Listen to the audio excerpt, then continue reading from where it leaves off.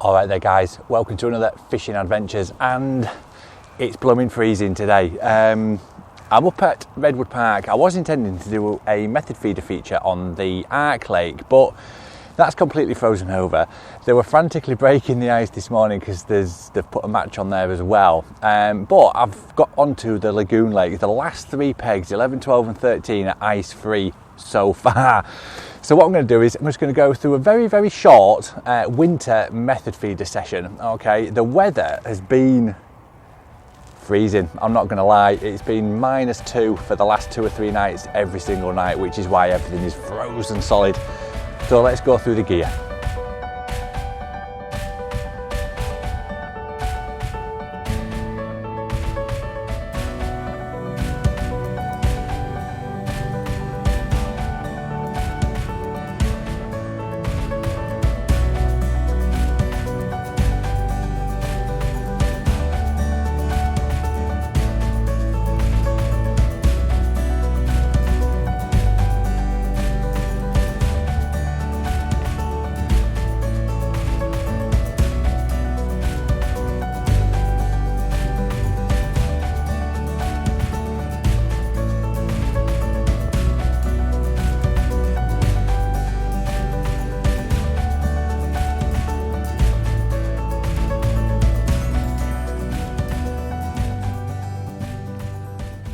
Right then, so dead simple today. All I've got is a little 11-foot feeder rod. I've got the Matrix Horizon 3000 reel, and I'm just using one of the Matrix little hybrid feeders. Okay, it's classed as a method feeder.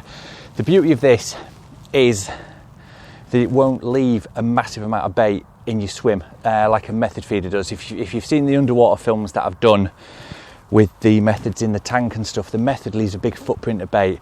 In winter you don't want that, okay? So I would always start with this. If needs be, you can always chop down to a pellet feeder and leave even less bait in your swim, okay? Bait choices, mega simple. So yeah, on the bait tray, what I'm going to do is I'm going to start off with some ground bait. Okay, I've got a nice lovely dark ground bait there.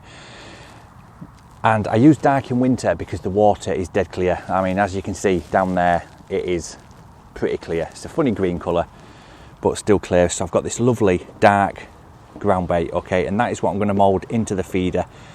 Okay, I've also got some micros. They've been soaked, okay. They've had a little soak, give them a press. They're perfect, and they break down into individual pellets again. They are absolutely fantastic. So if we start getting a few carp, or a few of the bigger skimmers coming in, what I'm going to do is I might try a few of the micros, but initially I'm just going to start off with the ground bait. Hook bait wise, dead simple. Got some dead maggots there. I'm going to stick a single one of them on just to kick the session off. I've also got the fjuka 2-in-1s because they're just a beautiful little hook bait. And as I say, if the bigger carp move in, we've also got the fjuka neons to use as well. Okay. So we'll get that set up and we'll get cracking. Right then, so on these feeders, you've got a little quick change bead. Okay, these are the Matrix ones. These are all I use really. And the beauty of these is that you can change them dead quick. Okay, pull that cap off, push that bar through, and your line comes off, and then you can change that to, as I said before, like a pellet feeder or a method feeder or even a straight bomb if you need to. But I always start off just with this hybrid feeder. Okay, so that goes back on there like that, and then at the business end, at the bottom end, you can get these Matrix beads. Okay, and they fit perfectly inside there, and it creates like a little tiny bolt effect. Okay, so if you're not allowed to use a fixed rig, you've got to have a running rig on your fishery. Okay, this is the next best option because when that pops out, it is free running. But when the fish comes in, picks your bait up, it hooks itself against that feeder. Okay, so they're just the Matrix quick change beads, and there you work on all of their feeders. Now I've swapped out the little hook link thing on there and put a snap link swivel on. Just because I prefer them. It just gives me a little bit more movement. I don't know why, I just got more confidence in doing that. So hook length wise, all I'm going to do is just going to start off with a size 16 911. Right then, so loading up this feeder. what I'm going to do is I'm just going to put a little bit of ground bait in the bottom like that, just press it in, dead red, just sat nicely like that, and then I'm going to cap it off with a bit more ground bait. Okay, it's a nice gentle squeeze, don't want too much in there. And then what I'm going to do is, we're not casting far, I don't want to cast this too far at all.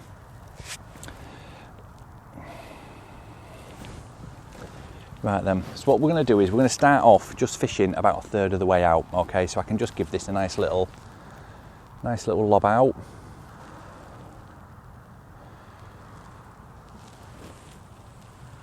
And there we go.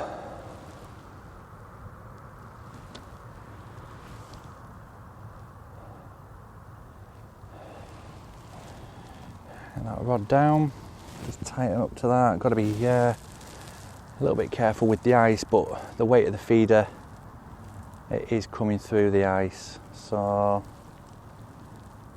just got to be mega careful how we tighten up to that.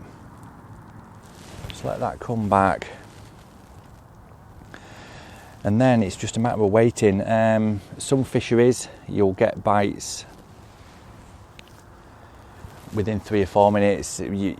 Other fisheries, I know anglers that have left it in there for like 45 minutes and longer before they've done anything with it. Okay, I'm not like that. I need to go and find the fish. Okay, so what I'm going to do is I've started off a third of the way out, straight in front of me basically, because the fish on this lake, they can move either side, but I think they can also move out a little bit as well. Okay, so by starting a third of the way out, you can always cast a little bit further. Okay, and another idea is as well, if you look at it as a clock face, you can start at 10 o'clock, go to 11, 12, 1, 2 and 3 basically, and just cover all that ground, okay, until you locate where those fish are. And when you've found a few, hopefully there'll be more than one there. And with it being winter, it's tricky because you're not necessarily trying to build a swim. Okay, you can't cast into the same area and expect fish to come, because they just won't. They're going to get shoaled up, they're going to be in tight knit bundles, and you've got to basically go and find them. And when you've found them, you can generally get a few out. Okay, but it all depends on the weather, the pressure of the match situation, stuff like that. But above all, it's patience. You've just got to be patient, really. And again, with this size of feeder, because you're casting around your swim to look for the fish, you're not leaving a trail of bait, if you like, because if those fish do switch on, they can be intercepting those piles as you've cast around your swim. So you want to leave a minimal amount of footprint until you locate those fish. Okay, and again, probably if it is a rock hard day, the best method is either a bomb with bread or corn, or a pellet feeder with a pellet or maggot on the hook, depending on the fishery and stuff like that. But again, it's venue dependent as well. This is a bit, once you get to know your venue, you kind of know, you get like a sixth sense for it. I mean, this is only the third time I've fished this lake, so I ain't got a clue what's going to happen, to be honest. But this is how I would approach it if it was a brand new venue that I'd never been to before. So, and especially in winter, you just can't predict what is going to happen. The cloud may break, the sun could come out, it could start melting all this, and we could have a few out. Do you know what I mean? It's but you've got to explore your peg. You've got to be proactive. You can't just sit shivering, wishing you'd have stayed in bed. You've got to be active and find those fish. So this feeder's been in about 7 minutes now. 6 to 7 minutes. As I say, we had a little tiny indication on it when it went in, but it didn't develop, so I'm assuming it was just maybe the line just pushing through the ice, stuff like that. So I'm going to give it another 5 or 6 minutes and give it a good sit, and we'll just see.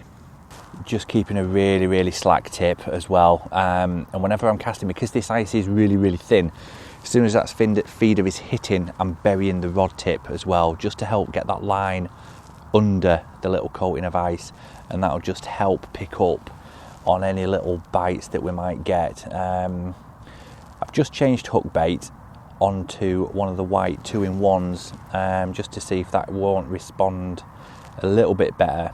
It's a massive standout bait. As I say, the water is really, really clear, and on that black ground bait it will stand out like a sore thumb, so hopefully that might just instigate a bit of a bite, but we'll see. Still being patient. It's only its second chuck, so this is starting to freeze over again. It's not melting at all. Oh man, I thought this little section had just stayed clear. It's thicker, a lot thicker up there, and when I got here this morning, this little area was clear. There was really, really thin ice, but it's thickening up. It really is thickening up.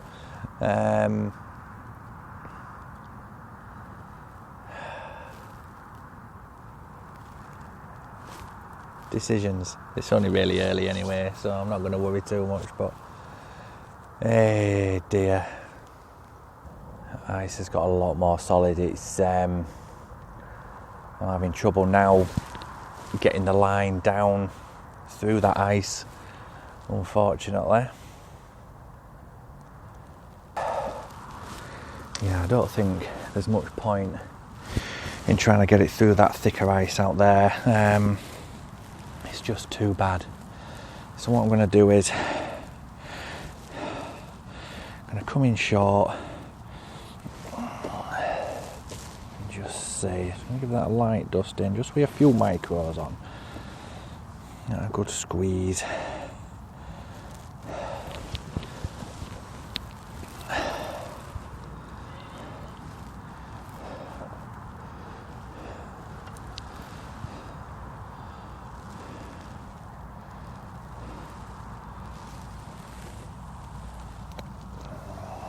As I say, we don't have to be far out on this lake anyway.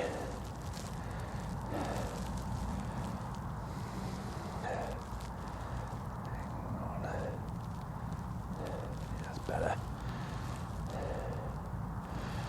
It's that line now totally under the ice, so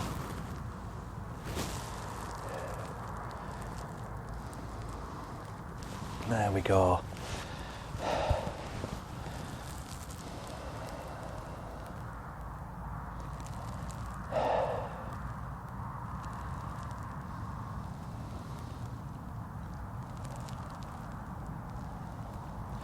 And as you can see with the setup that I've got the front rod rest there, I've got the butt rest here, and that is pushing everything off and away from the box basically, so I can move around, I can have a drink, I can have other hook lengths ready if I need to and stuff like that, without knocking the rod and giving false indications and stuff like that. And it's just something to think about really. If it's the middle of summer, then you'd more than likely have your rod on your knee anyway, because you're going to be catching often. In winter, when it's really, really slow and it's really, really cold like this, there's nothing better than being able to put your rod out and getting a drink and just keeping an eye on it. Okay, everything is to hand basically. As you can see there, my hand is there. I don't have to overreach, I don't have to stretch. It's just hand it and easy to get to, and that is something that a lot of people kind of overlook sometimes. They get set up and they're that in a rush to get fishing and get ready that they end up stretching or sitting funny and stuff like that. You just spend that extra 2 or 3 minutes just getting your box set right, everything to hand, and you'll just enjoy your days fishing a bit better. And hopefully, if you're a bit more comfortable, you'll be a little bit more awake, and you'll see those bites a bit better as well. Right then, so I've taken you off the tripod, and this is basically my peg, okay. So the way we want to be fishing it, ideally, is when we kick off the session, we want to be about a third of the way across, okay, because that way, if the fish do push off, we can cast another 2 meters another 2 metres, another 2 metres, and so on, okay?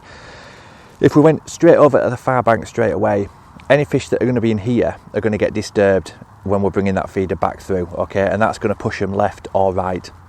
Okay, the other option that you've got is if you start off at a third in front and there's nothing really happening, you can either go out, or you can go over this way, okay? So you can start at like 10 o'clock, 11 o'clock, half 11, 12, 1, 2, 3, okay? You can work your way around that swim to find where these little pockets of fish are going to be, okay?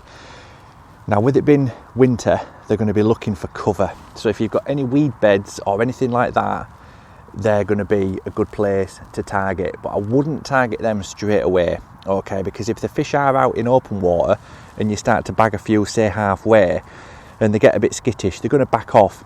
The place they're going to back off to is into that cover, okay? So you've always got to bear in mind what your peg is. Have a good plumb up if you can. I mean, a day like today, I mean, as you can tell, it's there's ice everywhere. I mean, look at that. It's like that all the way across. Now, it's not massively thick ice, and the feeder and the line are going through it, but it's just getting worse and worse, basically. But yeah, so that's how I've approached the swim anyway. So it's something definitely to bear in mind. This ice has just got so thick. Nightmare, honestly.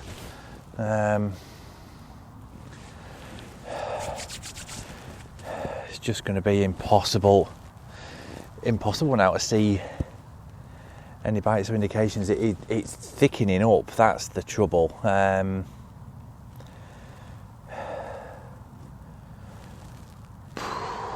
It's just horrendous, really. Absolutely horrendous.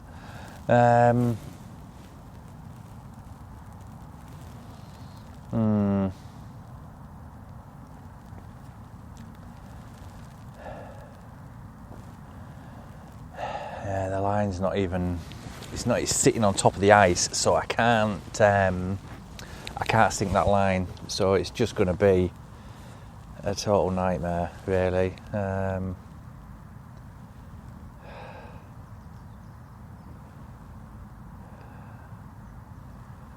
don't know what is going on there.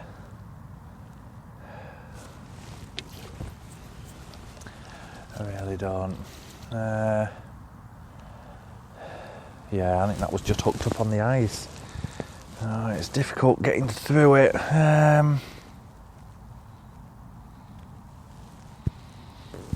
Yeah. Right then, we shall persevere a little bit longer. Yeah, it's getting hooked up on the ice. So it's suspending mid-water, which just isn't good at all. Right then. Yeah, it's just crazy. Everything's just getting hooked up now on everything.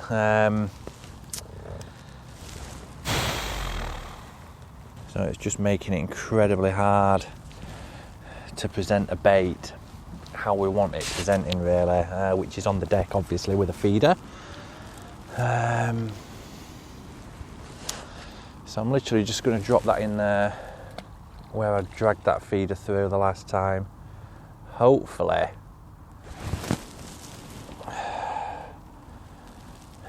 there'll be a bit of clear water there just to sink that line down.